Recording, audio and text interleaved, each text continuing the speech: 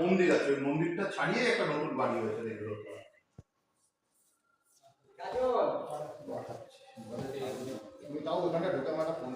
High, high, কেমন আছো? আমি ভালো আছি। মুন ডিজাইন কেমন হয়েছে? কেমন লাগছে?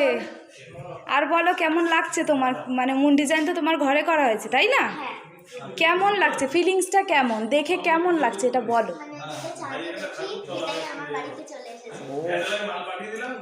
আসল লাগছে না নকল লাগছে এটা বলো। আসল লাগছে। আসল লাগছে?